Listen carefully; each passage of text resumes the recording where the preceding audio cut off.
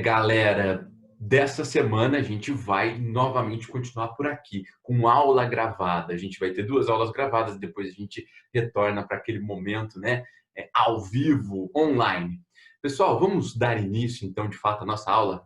E aí está o tema da nossa aula, povos do Brasil. Lembrando que a gente já está estudando os povos nativos da América há algum tempo. Estudamos os astecas, estudamos os maias e os incas. Agora a gente vai dar início aos povos que viviam aqui antes da chegada dos europeus, os povos nativos, ok? Em territórios onde hoje é o Brasil. Vale lembrar que na época não existia Brasil nenhum, né? O Brasil foi uma invenção portuguesa e é uma construção histórica que culminou, né, com a criação desse país, mas combinando vários povos, desde os povos indígenas, os nativos, os povos europeus, tá? Os povos africanos e também outros povos orientais. Mas vamos parar de conversar, vamos começar de fato a nossa aula. Para dar início a essa nossa aula, eu gostaria de analisar com vocês essa imagem. Essa imagem aí de um mapa, uma das primeiras representações retratando a costa brasileira, né? O litoral brasileiro. Também tem ali representações da natureza, dos habitantes desse território, que depois tornaria-se, né? Viria a ser o Brasil. Bem, foco fazendo favor ali nas pessoas. Olha as pessoas.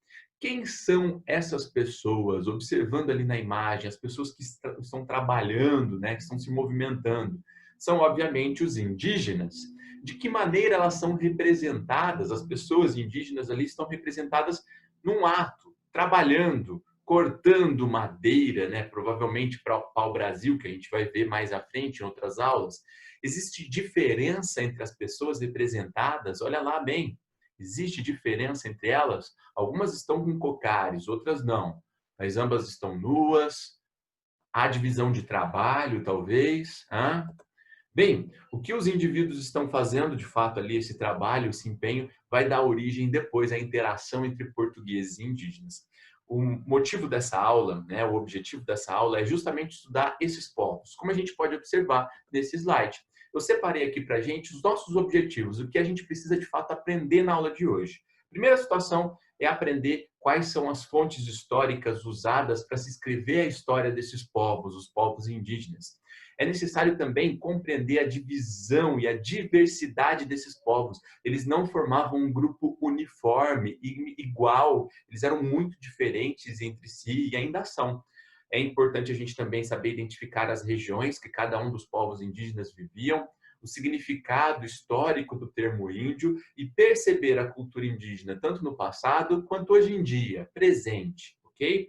E, obviamente, explicar as relações que os povos indígenas têm com a natureza. Só que essa parte vai ficar para a próxima videoaula. Bem, mas vamos logo começar. Os indígenas, eles não chegaram a desenvolver até o século XVI um sistema de escrita. Diante disso, tá? A gente tem uma certa dificuldade para se escrever a história dos povos indígenas, porque não está fontes escritas, as fontes históricas são outras. Como fazer, então, história sobre os povos indígenas? Está escrito ali. A gente pode fazer através de pesquisas arqueológicas. Vocês estudaram ano passado o que seriam essas pesquisas arqueológicas, as escavações, os sítios arqueológicos. E essa imagem aqui, esse morro, não é um simples morro. Na verdade, ele é um sambaqui. Os sambaquis são formações constituídas principalmente de conchas de moluscos formadas aos longos de milhares de anos pelas populações que habitavam as regiões litorâneas.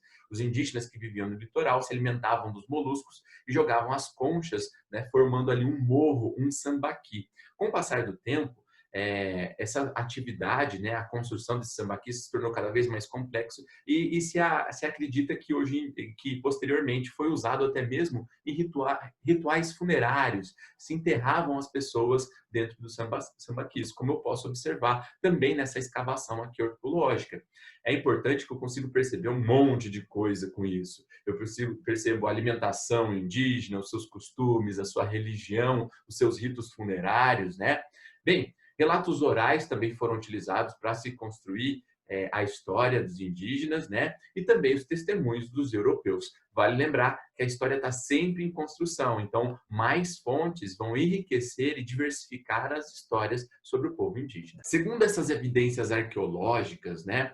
Os primeiros habitantes do Brasil surgiram há mais ou menos 12 mil anos atrás. Surgiram na região dos estados de Minas Gerais, Piauí, Mato Grosso, Goiás, São Paulo.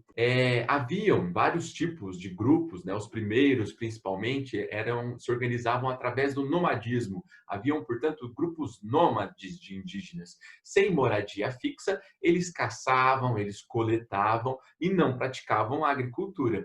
Até os animais criados por eles, né, eram usados na alimentação e seus ossos e couro eram utilizados como utensílios, como, por exemplo, né, essas pontas de flechas feitas de ossos aqui embaixo, ou até mesmo na produção de vestuários.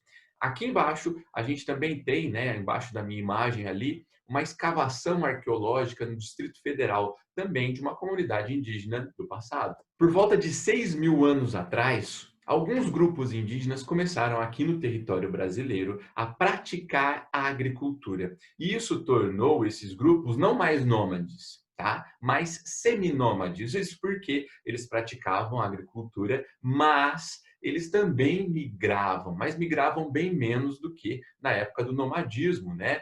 Essa migração ela se tornava frequente quando se esgotava alguns recursos da região, mas eles praticavam agricultura e ficavam mais tempo nesse lugar. Tá? Por volta do ano de 1000 a.C., em praticamente todo o território brasileiro já era ocupado por um diferente povo indígena. Havia, na chegada dos europeus, cerca de 3 milhões de habitantes. 3 milhões de habitantes aqui no Brasil. É muito importante a gente destacar essa parte, sabe por quê? A gente não pode achar que a presença dos europeus aqui na América era a presença de povos em um espaço vazio. Não, era muito povoado, de fato, o Brasil, né? 3 milhões de habitantes. E esses primeiros habitantes, a gente pode dizer que eles eram iguais ou muito diferentes entre si? Com certeza, eles eram muito, mas muito diferentes. Então, como é que é possível a gente estudar povos que são tão diversificados? Bem, para estudar esses povos tão diferentes entre si, alguns especialistas começaram a perceber diferenças e semelhanças entre as línguas faladas. E diante dessas diferenças e semelhanças, eles tentaram organizar os seus estudos e dividiram os grupos indígenas em troncos linguísticos. Mas o que é esse troço de troncos linguísticos que serve para facilitar o estudo dos povos? Bem, é um tanto quanto simples. Um tronco linguístico é um conjunto de línguas que têm a mesma origem, uma língua mais antiga que não é mais falada. Vou pegar assim um exemplo para a gente comparar, ok? Você já percebeu que a língua portuguesa ela é um tanto quanto parecida com o espanhol, com o francês, ou até mesmo com o italiano? Isso porque todas essas línguas elas têm uma origem comum, que é uma língua mais antiga, chamada latim, e que hoje em dia ela não é mais usada praticamente, ok? Então a gente pode dizer que essas nossas línguas, elas são línguas familiares. Um tronco linguístico significa dizer que é a reunião de várias famílias linguísticas que têm uma origem comum. Cada tronco linguístico, portanto, é dividido em famílias linguísticas e cada família pode ser formada por uma língua ou por mais línguas. Entretanto, olha ali, ainda existem casos de línguas que não pertencem a nenhuma família, ou seja, não se parecem com nenhuma outra língua. E essas são chamadas de línguas isoladas. Quando eu olho, por exemplo, para as populações indígenas, existem alguns especialistas que dizem que existe lá mais de 900 línguas. Para facilitar, portanto, foram criados, inventados os troncos linguísticos, como, por exemplo, o tronco tupi. O tronco tupi é, no caso, a reunião de várias línguas familiarizadas, parecidas, como tupi-guarani, ariquém, aueti, jurana, mauê, mondé e por aí vai. Você conseguiu entender? Se você não conseguiu entender, anota no cantinho do seu caderno e no final da videoaula, manda uma pergunta para mim que eu vou te ajudar. Bem, os principais troncos linguísticos indígenas são esses daqui. O tronco tupi, da família linguística tupi-guarani, tá? Principalmente presente no litoral. O tronco macro-G, da família linguística G, essa mais presente no interior do Brasil.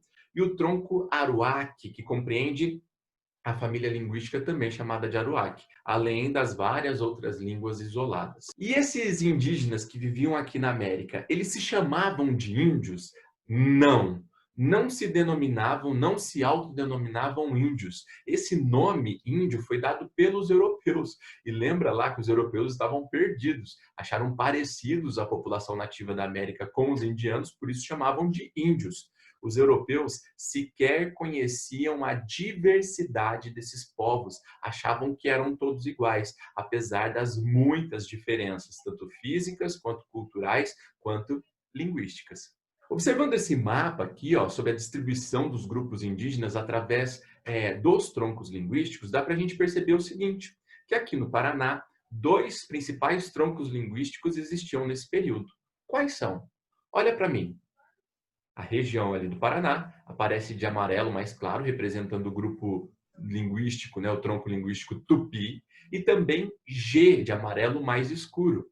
Isso significa dizer que dois principais troncos linguísticos deram origem aos indígenas da região do Paraná. Entretanto, a língua não era a única diferença entre os vários grupos que habitavam o Brasil. Entre eles também havia diferenças em relação ao uso da tecnologia, à religiosidade, aos valores, aos costumes e à organização das aldeias. Bem, esses diferentes povos com diferentes costumes poderiam se organizar através do nomadismo, ou seja, não se fixavam numa região só, tá errado o meu slide, eu vou consertar, não se fixavam numa região só e ficavam ali até só se esgotar os recursos, ok? Alimentavam-se da caça e da coleta de alimentos, por exemplo, mel, formigas, ovos de tartaruga, além da rica diversidade de frutas, verduras e raízes, né, que compõem essa flora brasileira, né? E não utilizavam sal nem açúcar. Já outros povos indígenas eram agricultores e eles produziam milho, feijão, abóbora e principalmente mandioca, a base da alimentação indígena aqui na nossa região. Eles não acumulavam excedentes, ou seja, eles não produziam mais do que o necessário. Por isso, ocupavam poucas extensões de terras e não causavam tanto dano ao meio ambiente. As terras, elas não pertenciam a ninguém, elas eram de uso coletivo, não existia propriedade privada. E geralmente eles preferiam habitar nas terras próximas aos rios. Esgotada a fauna e a flora da região, aí sim eles se mudavam para outra região. Por isso que eles, apesar de serem agricultores, eram povos seminômades, né? Um exemplo desses povos agricultores é, no caso, o grupo Tupinambá. Quando as comunidades indígenas se tornavam muito grandes, muito numerosas, alguns homens que eram considerados mais sábios ou mais valentes, acabavam assumindo a liderança desse grupo indígena. Tais líderes deveriam decidir sobre os conflitos internos e a respeito de guerras ou de grupos rivais. Não existia um rei, um centralizador, apenas uma liderança que servia para mediar esses conflitos. Na língua portuguesa costuma se chamar, né, esses líderes de caciques. Entretanto, esse nome cacique ele vai variar de acordo com a língua do indígena, né? Nem todos se chamam ou chamam os líderes de cacique. Algumas aldeias, quando muito numerosas, chegavam a conter lá 10.000 membros. Geralmente, essas aldeias mais numerosas ficavam na região norte do Brasil. E até hoje, lá que se encontra, por exemplo, também as aldeias mais numerosas. Existia a poligamia, ou seja, uma pessoa poderia se juntar, uma espécie de matrimônio com mais de uma pessoa. Entretanto, a poligamia não era disseminada, não era praticada por todo mundo. Era comum somente com algumas pessoas, como alguns chefes indígenas e alguns grandes guerreiros. Geralmente, atenção, geralmente as atividades elas eram divididas de acordo com o gênero e a idade. Geralmente os homens caçavam, pescavam, derrubavam a mata para fazer, no caso, a agricultura, preparavam a terra, construíam as habitações e fabricavam canoas e armas, enquanto as mulheres ficavam responsáveis por semear, plantar, colher, coletar frutas e mariscos. Entretanto, geralmente era essa divisão. Isso não quer dizer que é regra. Aliás, a atividade que segue para vocês fazerem junto com essa videoaula traz um texto justamente sobre esse tema. Será que, de fato, as mulheres ficavam restritas a algumas atividades ou elas poderiam fazer outras? Leia com bastante atenção, tá? Para você conseguir responder. Bem, mas essa videoaula, ela já acabou, ok? Para a próxima aula, a gente vai estudar a organização das aldeias, um assunto bem mais interessante, eu acredito que você vai gostar bastante. A gente vai estudar, por exemplo, os sistemas de crenças, alguns rituais, a guerra, o simbolismo que tem dentro de alguns grupos indígenas. E aqui, ó, nessa imagem ali, tem um ritual que eu vou mostrar para vocês na próxima aula, o ritual da tucandeira, uma formiga que ferroa, extremamente dolorido. Alguns chegam a dizer que dói feito um tiro de arma de fogo. Faziam ali uma luva, enfiavam a mão. Espera aí, essa parte eu vou contar só na próxima aula. E também a gente vai estudar os rituais de antropofagia. Que troço é esse? O fato de comer, devorar a carne humana dentro de um determinado ritual, de uma série de significados. Mas isso é tema para nossa próxima videoaula. Segue o gabarito, segue também as atividades dessa aula e qualquer dúvida, lembra lá, é só me chamar que eu te ajudo. Um beijo e até a próxima videoaula.